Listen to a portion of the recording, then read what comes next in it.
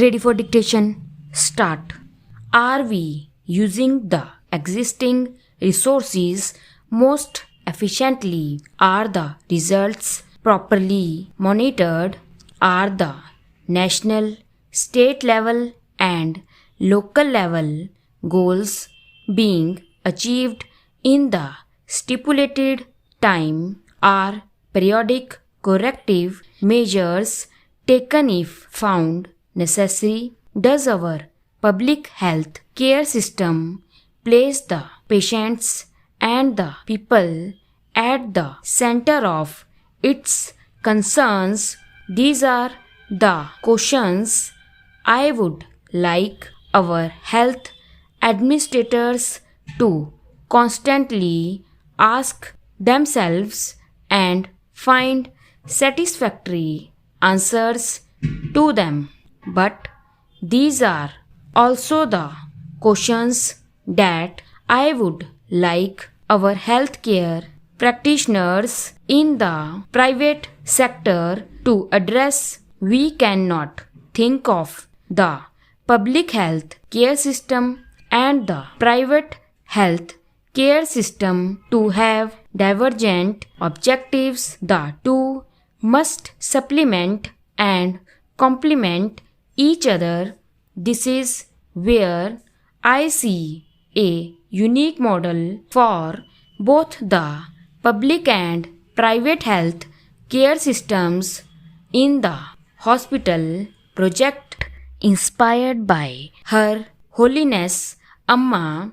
What makes this an exemplary model is the missing link of seva, or the spirit of service. When all our institutions, including hospitals and primary health centers, begin to work with the spirit of service, India will greatly gain in esteem, not only in the eyes of Indians but also in the eyes of the world. We should therefore be grateful to Amma for spreading the message of service. Amma's emphasis on compassionate service is also visible in the other scheme which I have the honor of inaugurating today. The keys to the first 5,000 houses for the homeless are being distributed here, and I am sure that Amma will accomplish her target of 25,000 houses within the next 5 years. I am told that all the ashram residents and household devotees of Amma have been actively involved in the construction of these houses for the poor.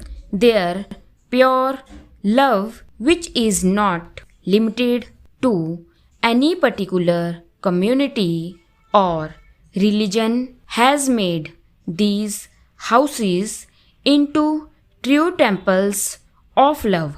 The most valuable dividend these projects declare is the inner joy and sense of satisfaction shared by everyone associated with them. Here again, there is a lesson for us in the government and in the private sector. My government has set the goal of facilitating construction of 20 lakh new housing units each year. This, however, is not the responsibility of government agencies alone. If we work with the sense of dedication and determination that volunteers here have shown in, I am sure that we will reach the goal. Stop para. In this, my first official visit to Kerala, I cannot but express my happiness and appreciation at the many marvelous achievements of our state, especially in the fields of health, education, arts, and culture. The entire country should learn from Kerala's outstanding success in eradicating illiteracy, especially female illiteracy, greatly reducing infant mortality and improving mother and child health. All this could not have become possible without a long tradition of progressivism and social reform. In the past, the great masters like Adi Shankaracharya and Narayana Guru have sown the seeds of social reformation through spiritual means in this holy land known after Prasurma. In Amma, we find those seeds sprouting, growing, and spreading their branches far and wide, aspiring to touch the stars. The years to come, I believe, will certainly witness momentous transformation brought about by Amma in the socio-economic scenario of Kerala and perhaps in the whole nation. That will be the fulfillment of my participation in today's function. Stop para.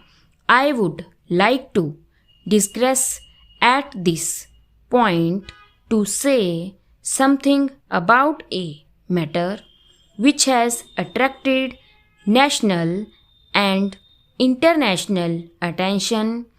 It is a digression and yet closely related to the health, well-being, and security of the nation.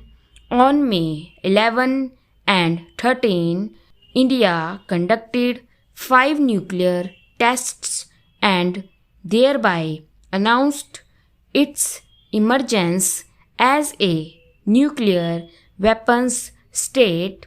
We did so on the basis of our own sound and careful appraisal of the regional and global security scenario. When India was being surrounded by nuclear weapons, we could not have allowed the country to be taken by surprise. Besides, India could not have succumbed to pressures to sign discriminatory treaties which had utterly failed to bring about any progress in global nuclear disarmament. I would like to measure the international community that the nuclear tests will make no change in India's long and vigorous pursuit of peace in the region and in the world. Our will never by weapons of aggression.